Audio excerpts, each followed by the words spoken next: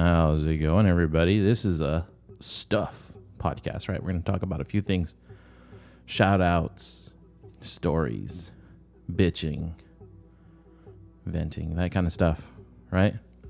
So due to the quarantine, I've been streaming a lot of television shows, right? Watching some shows, catching up on some stuff. So we're going to talk a little bit about what I've been watching, what I like and what I don't like about some of the things I've been watching. Now, I want to talk. First, I want to give out some shout outs. I want to shout out some of these countries that have been listening to my podcast. See, I have to. There's probably more countries than this, but the analytics data I'm getting from my podcast. YouTube doesn't, at least if they do, I haven't seen it, give me this information that I'm going to break down. Whereas the podcast platform I use breaks this down for me. So I want to give some shout outs. First, I want to give a shout out to the top 3 countries outside of the United States that have been listening to my podcast. So shout out to Australia, Canada, United Kingdom, in that order. Those are the top 3 countries listening to my podcast outside of America. United States, I'm from the United States, so that I would feel that would explain why that's number 1. But Australia, Canada, the United Kingdom are the top 3 outside of the U.S. listening to my podcast. So shout out to you guys. Thank you so much. Then after that, I'll read them in order. We got Russian Federation. That's how this. That's how the analytics breaks these down, by the way. So we have the Russian Federation, Mexico, Turkey, Spain, Brazil, Romania, India, the Republic of Korea, Jordan, France, Ireland, Taiwan, Province of China, Ukraine, Czech Republic, Argentina, Germany, South Africa, Bahamas.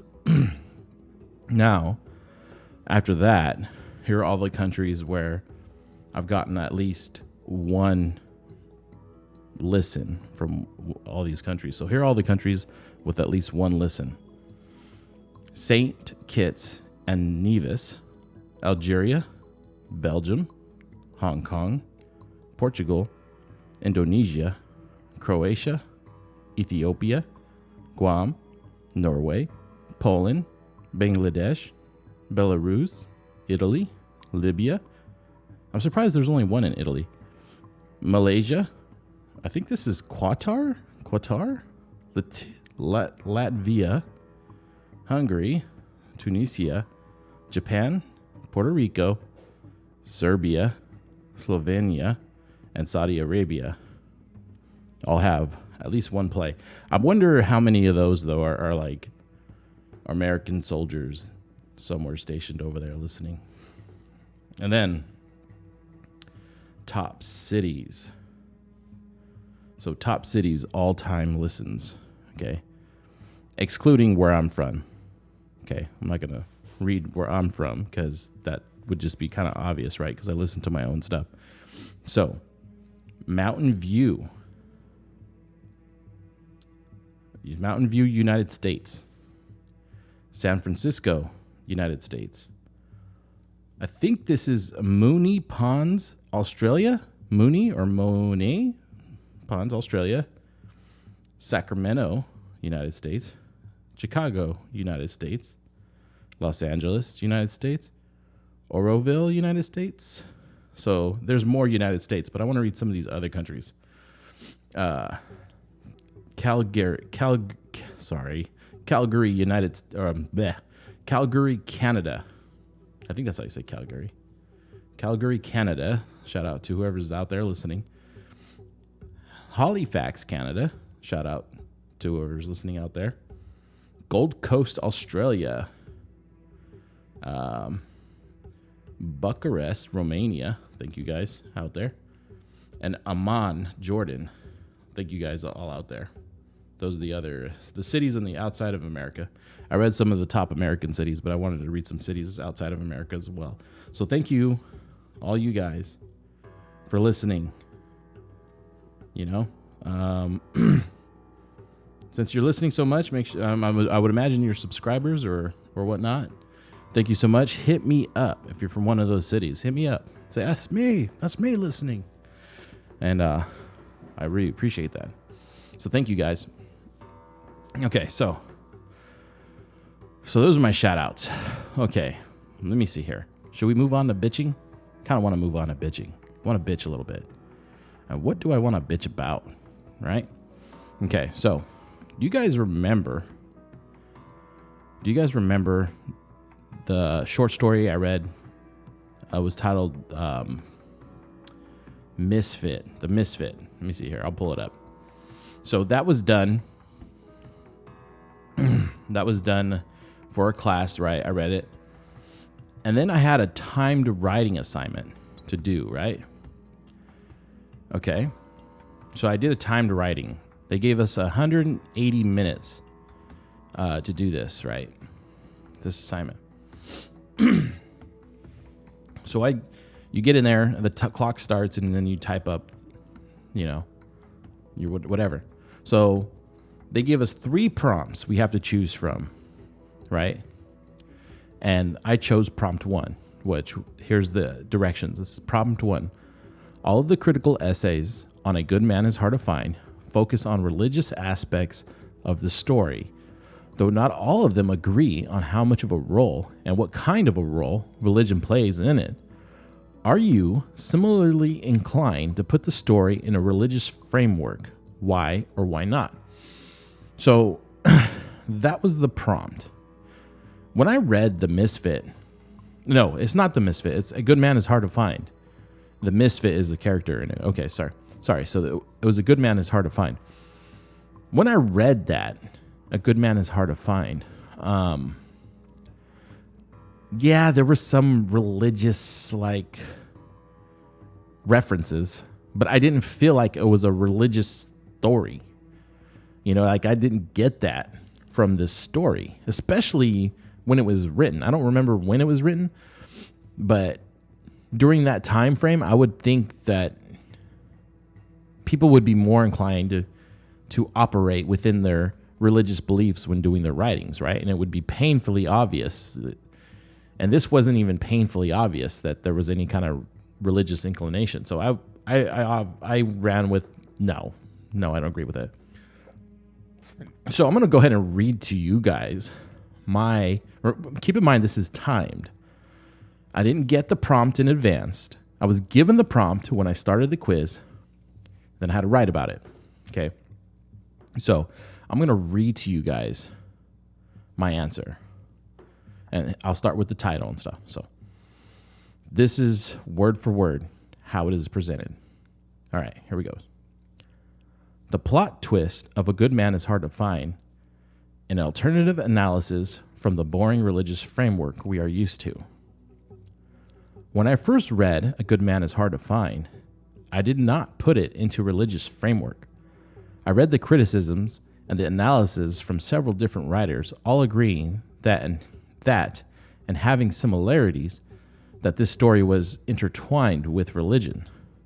Somehow, the grandmother just had an idea of what it was like to be good, and it wasn't until her last line, "Why, you're one of my babies, you're one of my own children," location 27999, that she finally found grace.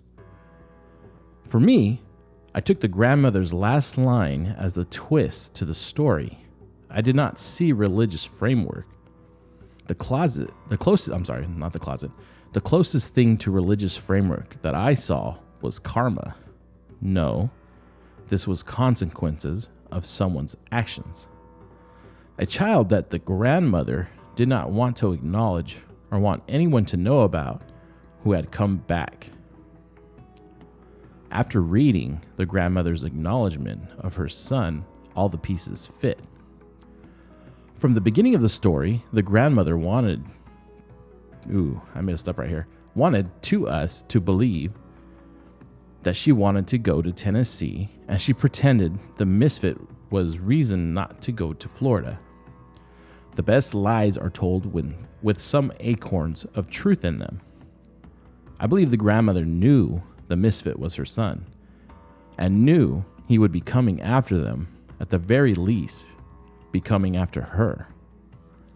I believe the misfit knew that they went to Florida for their vacations and planned his escape to coincide with their vacation. Here this fellow that calls himself the misfit is loose from the federal pen and headed toward Florida. Location 27728. We see here that the authorities had reason to believe that the misfit was heading towards Florida. If the grandmother kept in contact with her son, the misfit, the way she rambles on, it's possible she wrote a letter explaining their plans to him, and this is what the authorities are going by. Once he broke out, she was immediately aware of it and wanted to try and change their plans. Why then didn't the grandmother just tell them? I believe the grandmother was too arrogant to do so. For one reason or another, this child was kept secret. He did something to shame the family. The grandmother of this story is into appearances, class, status, and keeping appearances to the death. In case of an accident, anyone seeing her dead on the highway would know at once that she was a lady. Location 27752. After describing what she was wearing, we see the reason for her choice in outfit was because even in death, she wanted everyone to know that she was a lady. One example of many to show us the mindset of this grandmother. The grandmother's story of Mr. Teagarden, location 27781 to 27786, also led me to believe that she gave great weight to class and status. The story of Mr. Teagarden revealed that she was racist.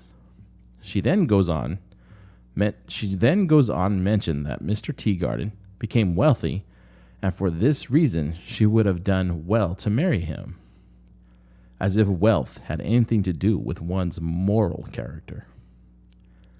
After identifying that the grandmother viewed race, status, and wealth all as something that contributed to someone's importance, it's easy to conclude that it's possible she had a son that she either shamed or was ashamed of.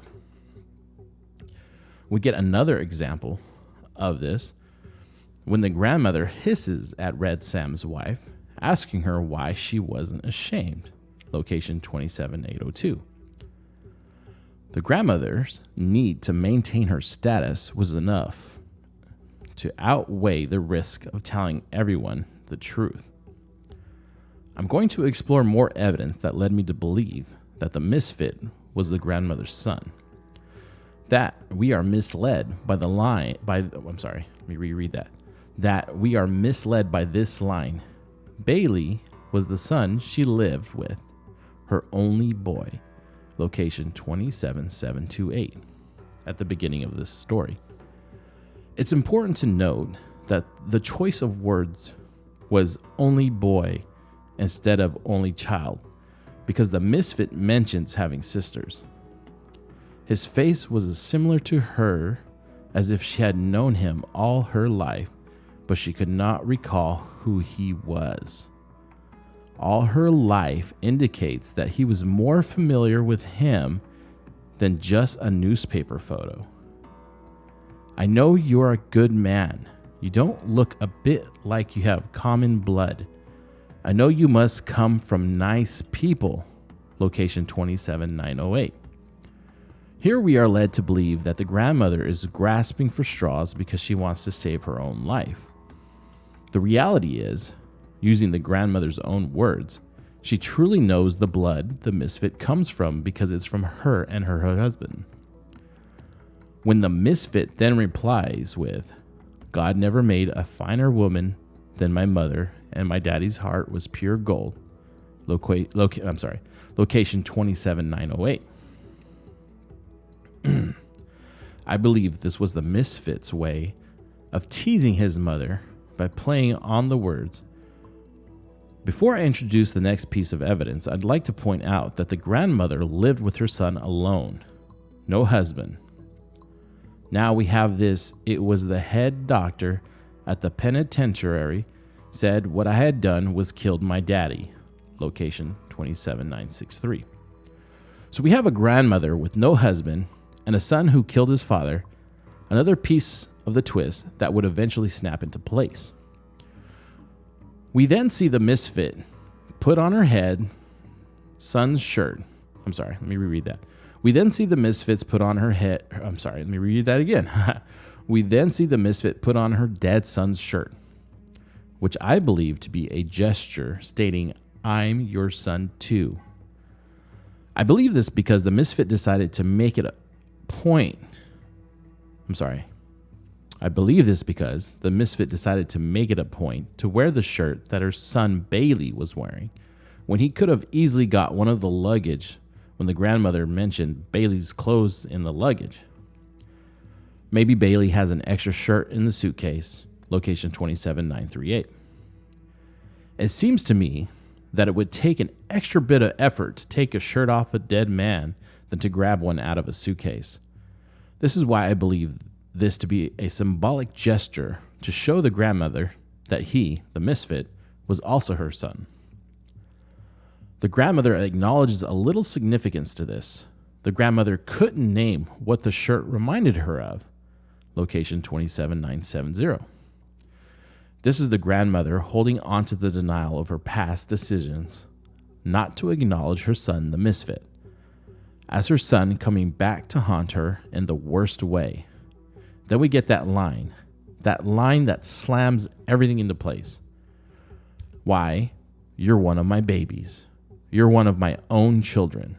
Location 27999. Other analysts would lead you to believe that this is the moment when the grandmother reached grace. But I believe this is the moment when the grandmother finally admits the truth and stops her denial. The constant shouting of praying was not religious framework. Rather, it's just something she said to try to save herself from being killed. I expect there to be more religious ties throughout the story, not just the end, to consider it framework. This is a story of the skeletons in the closet eventually coming out. That was my paper.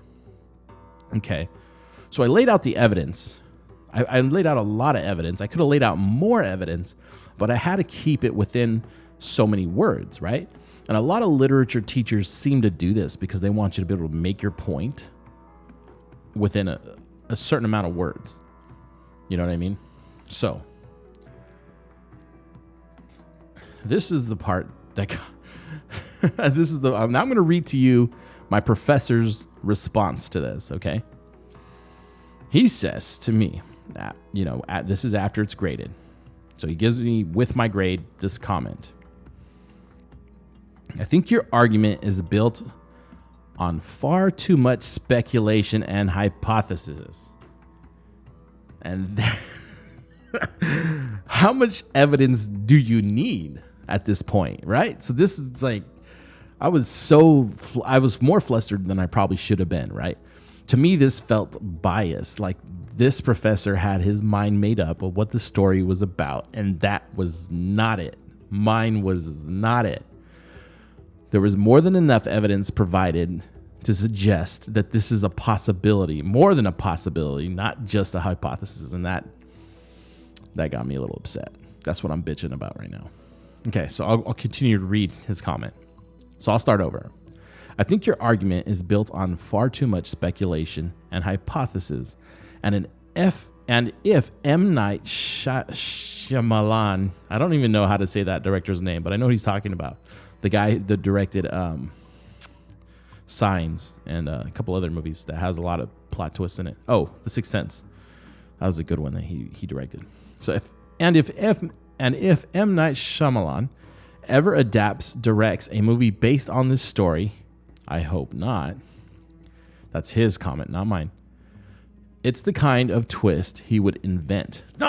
He doesn't invent the twist, though. God, the twist is there. The twist is in there. He doesn't have to invent anything. It's laid in there. Okay, I'm sorry. That said, I was completely engrossed and enjoyed the way in which you pulled bits of the text together to go full throttle with this. Honestly, didn't feel like I needed to go full throttle on it. So that was it. He gave me an A-. He gave me barely an A, a 90 out of 100. So that's barely an A. And I just wanted to bitch about that a little bit. I didn't know where to bitch about it too. So I figured I'd bitch to you guys. Maybe I'm being unreasonable. What do you guys think? What do you guys think? Please reach out to me. Send me something in the comments, Instagram, something to me. If you listen to the Short Story Misfit and then listen to my critique of the story, do you think it's more than a hypothesis? Maybe you don't agree with me, but can you agree that there's enough evidence to support my claim, right? Is there enough evidence in here to support my claim more than just a hypothesis? Please let me know what you guys think. I would be very interested to hear what you have to say. Okay, so that's my bitch session. I was gonna bitch about this guy a little bit more, but after verifying a few things, there's some other stuff that I did that was my mistake, so I'm not gonna bitch about that. But I was ready to bitch about some other stuff too. So, all right, let's move on. Okay, so what have I been watching? So as you know, if you listen to my podcast, and you listen to more than just the short stories and the poetry and the excerpt, if you listen to like the interviews that I started off doing, you'll notice that I just love hearing stories. I love hearing what people have to say. Well, and the times they did this or the time they did that. I just love all forms of stories. The only form of storytelling I haven't really dived into now that I've been diving into poetry is like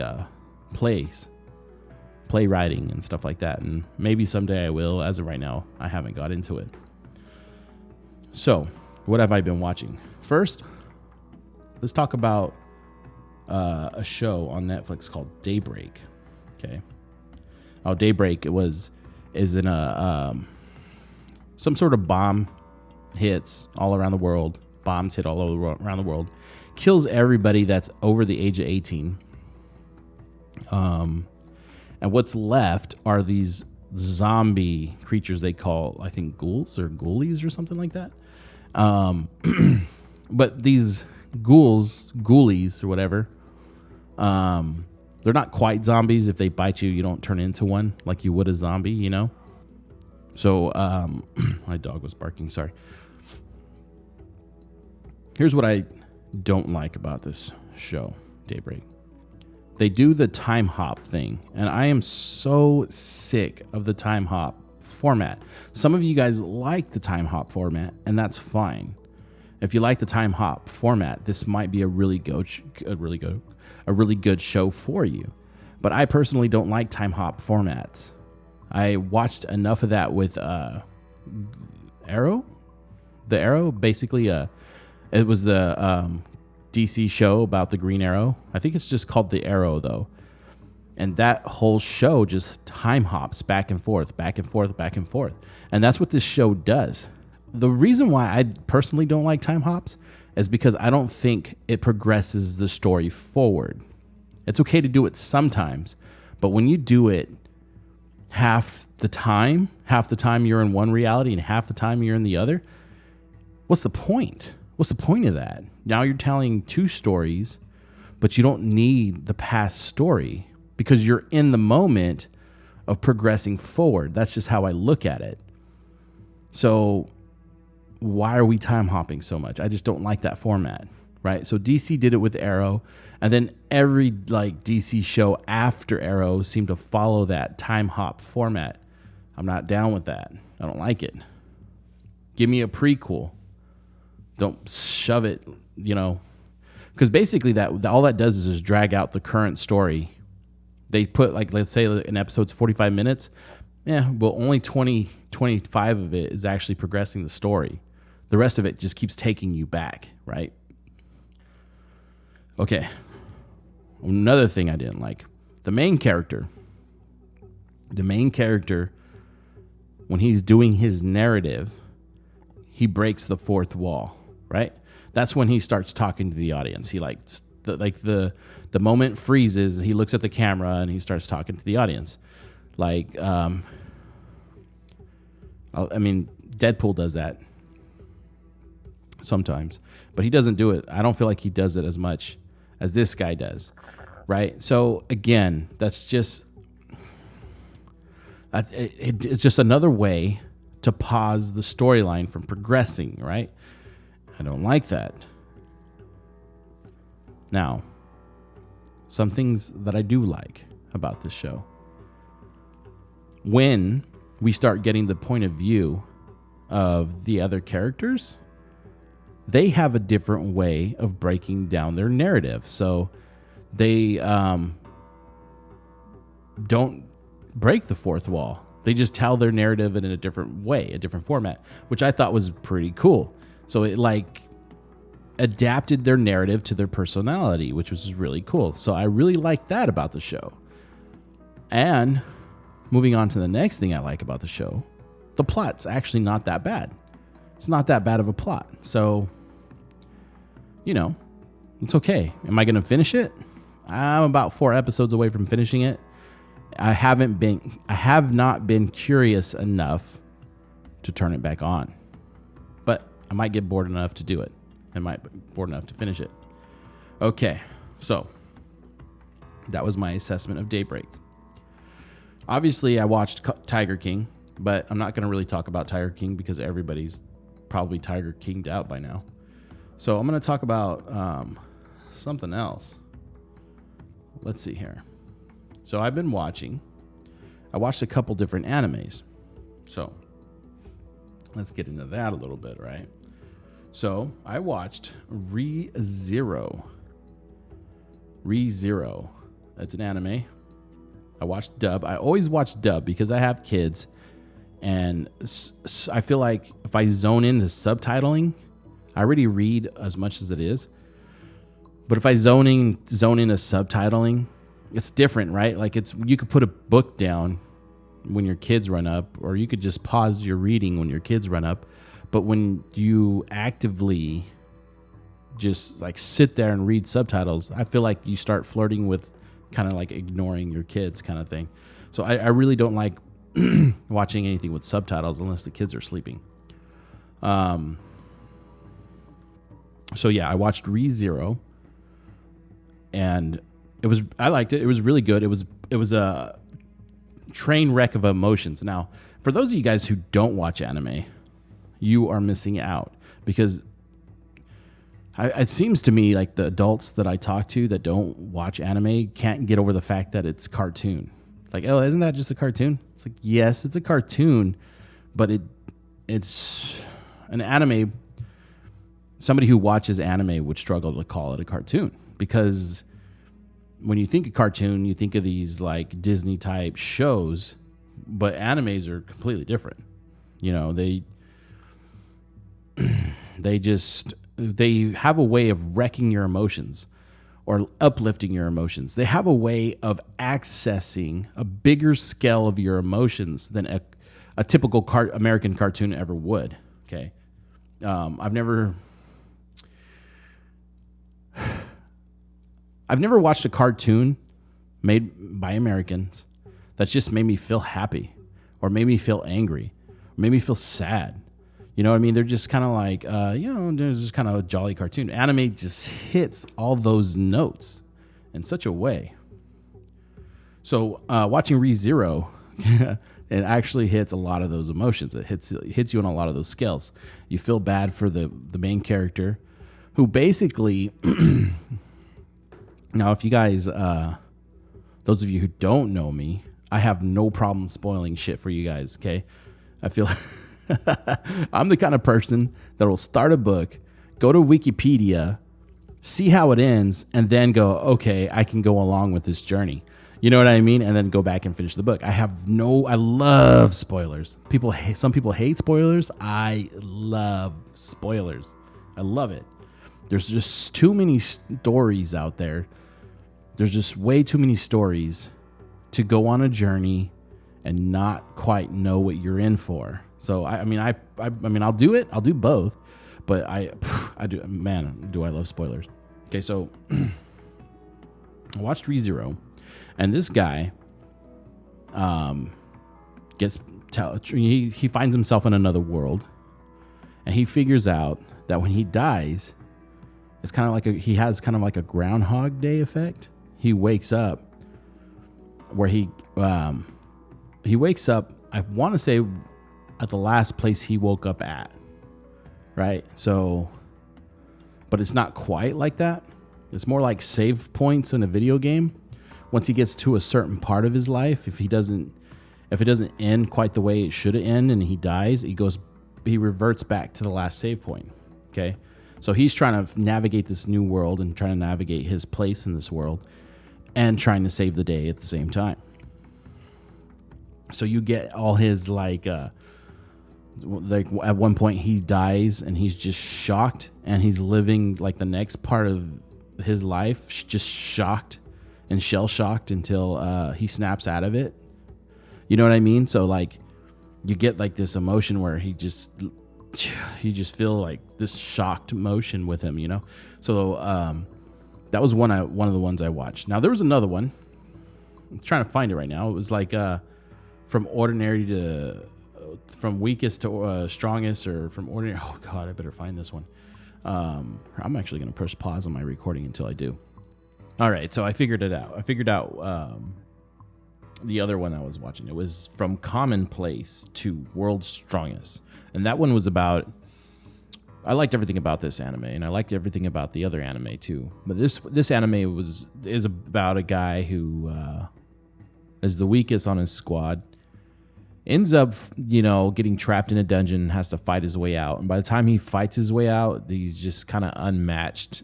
And he's more becomes his story about trying to figure out his way all the way back home and the companions he picks up along the way.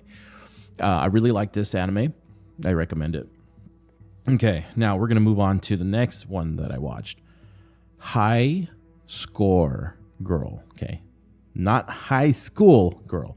High Score Girl, as in she has the high score. That's the highest score in the game. That's the highest score ever. High Score Girl. Now this one's not. This one's more like uppity beat. More like for all you softies out there, which I'm kind of a softie.